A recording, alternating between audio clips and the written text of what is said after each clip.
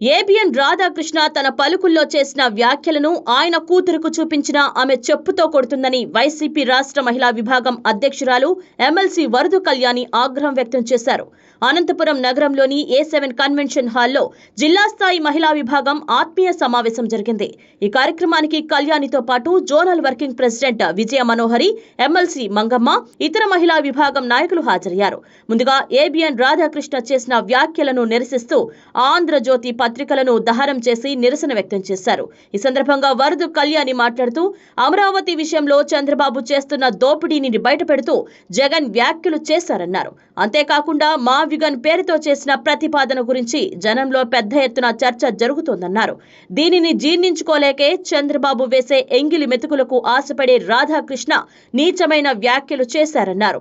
వీటి పట్ల రాష్ట్రంలోని ప్రతి మహిళ ఆయన దిగజారుడుతనం గురించి ఉమ్మేస్తున్నారన్నారు.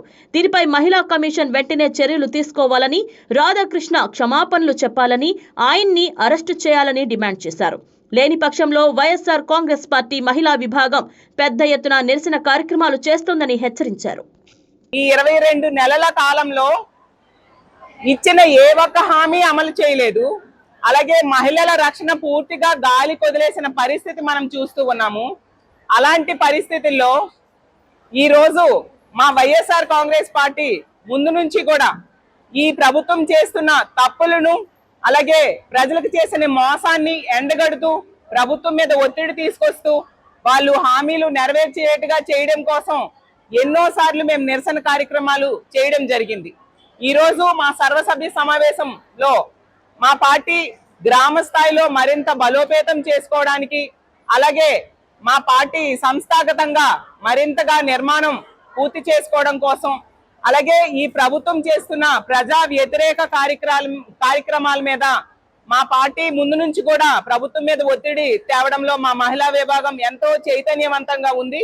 వాటిలో భాగంగా మరింతగా యాక్టివ్ గా ఉండి ప్రభుత్వం మెడలు ఉంచి ఇచ్చిన హామీలన్నీ అమలు చేయడానికి ఏమి చేయాలి, మా నాయకురాళ్ళందరి తాలూకా సూచనలు సలహాలు తీసుకోవడం జరుగుతుంది.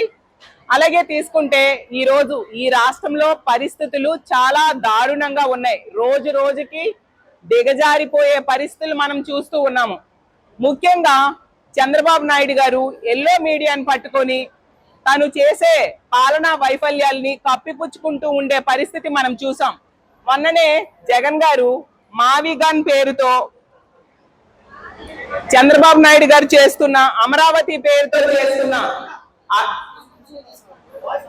అమరావతి పేరుతో చేస్తున్న అవినీతిని ఎండగట్టడం జరిగింది. మావిగన్ అనేది మచిలీపట్నం, విజయవాడ, గుంటూరు మీదుగా ఒక గ్రోత్ కారిడార్ అనేది ఏర్పాటు చేస్తే అమరావతి ఖర్చు పెట్టే 2 లక్షల కోట్లలో 10%, కేవలం 10% అంటే 20,000 కోట్ల ఖర్చుతోనే ఒక బ్రహ్మాండమైన రాజధాని ఏర్పడుతుంది.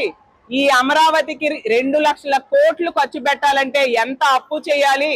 ఈ అప్పు భారం అంతా భావి తరాల మీద పడుతుంది.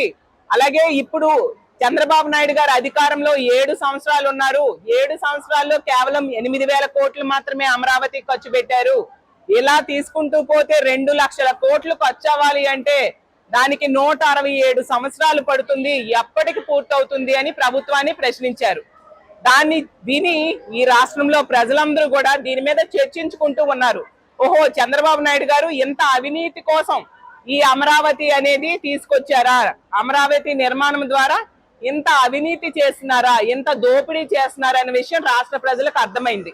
ఎందుకంటే ఒక స్క్వేర్ ఫీట్ కి 14,000 కోట్ చేశారంటే ఎంత దారుణం. మన దేశ రాజధాని ఢిల్లీలోనే 4,000 రూపాయలకి స్క్వేర్ ఫీట్ నిర్మాణం చేస్తూ ఉంటే అమరావతిలో ఇసుక free, current free, water free అన్ని ఫ్రీగా ఇచ్చి 14,000 రూపాయలు కోట్ చేశారంటే మిగతా 10,000 రూపాయలు ఎవరి జోబులోకి వెళ్తుంది అని జగనన్న ప్రశ్నించారు. అందులో తప్పేముంది? దాంతో వీళ్ళలో భయం పుట్టుకొచ్చింది. ప్రజలందరికి కూడా అర్థమైంది వీళ్ళు చేస్తున్న అవినీతి. దాంతో కూటమిలో ఉన్న నాయకులకి, ముఖ్యంగా చంద్రబాబు నాయుడు గారికి వణుకు పుట్టుకొచ్చింది. అందుకు తన అనుకూల మీడియా ద్వారా ఈ రోజు ఎంత దారుణమైన వ్యాఖ్యలు ఏబిఎన్ ఆంధ్రజ్యోతిలో పేపర్లో వీకెండ్ కామెంట్స్ అంటూ ఆ రాధాకృష్ణ రాశాడో మనందరం చూసాం. ఎంత జర్నలిజం విలువలు దిగజారిపోవాలా రాజకీయం కోసం? నిజంగా ఆ వ్యాఖ్యలు వింటే సభ్య సమాజం సిగ్గుతో తలదించుకుంటుంది. అంటే తనకి కొమ్ము కాసే ఒక నాయకుడిని రక్షించడం కోసం ఎదుటి పార్టీ కోసం అంత దారుణమైన వ్యాఖ్యలు చేయడం ఎంతవరకు సమంజసం ఏబిఎన్ రాధాకృష్ణ అని నేను అడుగుతూ ఉన్నాను. ఇంత దిగజారిపోయి వైఎస్ఆర్ కాంగ్రెస్ పార్టీ అధినేత అయిన జగన్మోహన్ రెడ్డి గారి మీద, మా పార్టీ నాయకుల మీద, ముఖ్యంగా మహిళల మీద కించపరుస్తూ మా నాయకులకి ఏదో వెన్నుముక లేదట, వాళ్ళ భార్యలనేమో వేరే పెళ్లిళ్ళు చేస్తారట అంటూ చాలా చీప్ గా అసలు మాట్లాడాలంటే వినాలంటే చాలా బాధ అనిపించే వ్యాఖ్యలు చేయడం జరిగింది. అందుకే ఈ రాష్ట్రంలో ఉన్న మహిళలందరం కూడా ఏకతాటిలో డిమాండ్ చేస్తూ ఉన్నాం, ఈ వ్యాఖ్యలు వెనక్కి తీసుకోవాలి. ఏబిఎన్ రాధాకృష్ణకి వెంటనే అరెస్ట్ చేయాలి. అతనికి క్షమాపణలు చెప్పాల్సిన బాధ్యత ఉంది. చంద్రబాబు నాయుడు గారు మహిళల మీద ఎవరైనా చేయి వేస్తే అదే చివరి రోజు అంటూ డైలాగ్స్ చెప్తారు కదా. ఎంతమంది మహిళల మీద ఇంత దారుణంగా వాళ్ళ వ్యక్తిత్వ హననం చేస్తూ మాట్లాడితే అతని జాకీలెత్తి లేపే ఏబిఎన్ రాధాకృష్ణ మాట్లాడితే ఎందుకు ఖండించలేదు చంద్రబాబు నాయుడు గారు అని నేను అడుగుతూ ఉన్నాను. ఈ రోజు ఆంధ్రజ్యోతి అనేది చంద్రజ్యోతిగా మారిపోయింది. ఏబిఎన్ ఆంధ్రజ్యోతి అనేది సిబిఎన్ చంద్రజ్యోతిగా ఈ రోజు మారిపోయిన పరిస్థితి మనం చూస్తూ ఉన్నాం. ఎంత దారుణంగా దిగజారిపోవాలా జర్నలిజం విలువలు. చంద్రబాబు నాయుడు గారు ఇచ్చే డబ్బుల కోసం ఈ విధంగా ఏబిఎన్ రాధాకృష్ణ దిగజారిపోవడం నిజంగా చాలా అసహ్యం వేస్తూ ఉంది. అసలు మా పార్టీ ఏమైనా నిర్ణయాలు తీసుకుంటే అవి మా ఇష్టం, ప్రశ్నించడానికి మీరెవరు అని నేను అడుగుతూ ఉన్నాను. ప్రజలు దాని మీద చర్చ జరుగుతుంది. మావిగన్లో ఉన్న గ్రోత్ కారిడార్ తాలూకా ఉపయోగాలను కూడా ప్రజలందరూ కూడా అర్థం చేసుకుంటూ ఉండే పరిస్థితి ఈరోజు చూస్తూ ఉన్నాము. అలాగే తీసుకుంటే చంద్రబాబు నాయుడు గారికి 30 ఏళ్ళుగా బానిసత్వం చేస్తూ ఊడిగం చేస్తుంది ఈ ఏబిఎన్ రాధాకృష్ణ అనే వ్యక్తి. 30 ఏళ్ళుగా అతన్ని జాకీలెత్తి లేపుతూ ఉండే వ్యక్తి ఏబిఎన్ రాధాకృష్ణ అనే వ్యక్తి. ఆ రోజు ఎన్టీ రామారావు గారిని వెన్నుపోటు పొడిచి దించేసినప్పుడు కూడా సూట్ కేసులు మోసింది ఇదే ఏబిఎన్ రాధాకృష్ణ అనే వ్యక్తి. అలాగే ఈ ఏబిఎన్ కి విశాఖపట్నంలో ఎకరాల భూమిని చంద్రబాబు నాయుడు గారు దోచిపెట్టారు. అలాగే విజయవాడలో తీసుకుంటే ఇతనికి చెందిన పవర్ ప్లాంట్ కి అడ్డు రాకుండా ఆ రోజు వరదలు వస్తే దారి మళ్లించడంతో విజయవాడ సిటీయే మునిగిపోయిన పరిస్థితి వచ్చింది. అలాంటి పరిస్థితిలో మళ్ళీ ఆ పవర్ ప్లాంట్ కి అనుమతులు కొనసాగించారు ఇదే చంద్రబాబు నాయుడు గారు. ఇలాంటి లబ్ధి కోసం ఈ రోజు దిగజారిపోయి ఈ ఏబిఎన్ రాధాకృష్ణ ఇంత దారుణంగా ఇలాంటి వ్యాఖ్యలు తన డిబేట్స్ లో ఉపయోగించడమే కాకుండా పేపర్లో కొత్త పలుకుల పేరుతో చెత్త పలుకులు రాస్తూ ఉండే పరిస్థితి. నిజంగా మీకు దమ్ము ధైర్యం ఉంటే మా వైఎస్ఆర్ కాంగ్రెస్ పార్టీ నాయకుల దగ్గర, కార్యకర్తల దగ్గర, మహిళల దగ్గర ఈ వ్యాఖ్యలు మాట్లాడండి. వాళ్ళే చెప్పుకో మీకు ఈ రోజు కొడతారు. ఇంత దారుణమా? అసలు ఇలాంటి వ్యాఖ్యలు మీ పేపర్లో రాయించే ముందు మీకు ఒక కూతురు ఉంది కదా, ఆమెను అడగండి ఇలాంటి వ్యాఖ్యలు రాయిస్తున్నాను కరెక్టా అమ్మా అనేసి. ఆమె చెప్పుతో మీకు కొడుతుంది.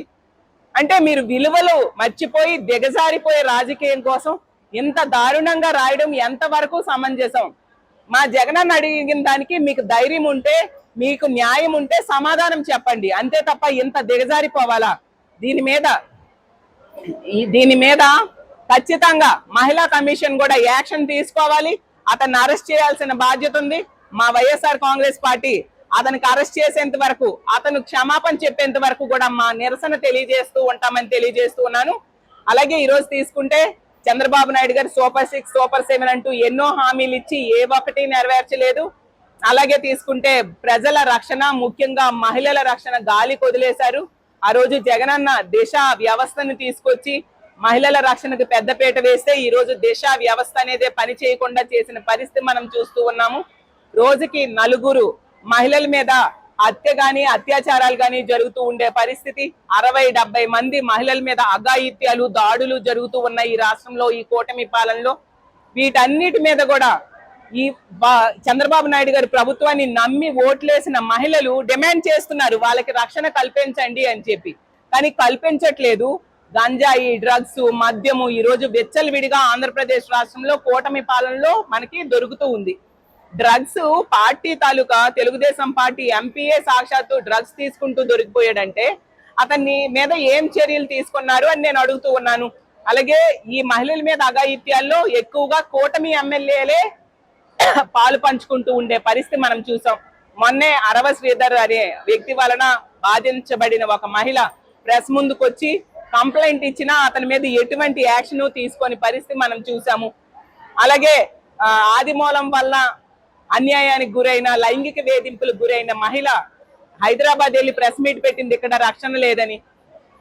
అలాగే ప్రతి సంఘటనలో కూడా తెలుగుదేశం అలాగే కూటమి తాలూకా నాయకులు మనకి కనిపిస్తూ ఉన్నారు. ఎప్పటికైనా చంద్రబాబు నాయుడు గారు బుద్ధి తెచ్చుకొని ఈ గంజాయి, డ్రగ్స్, మద్యంని అరికట్టాల్సిందిగా మేము డిమాండ్ చేస్తూ ఉన్నాము.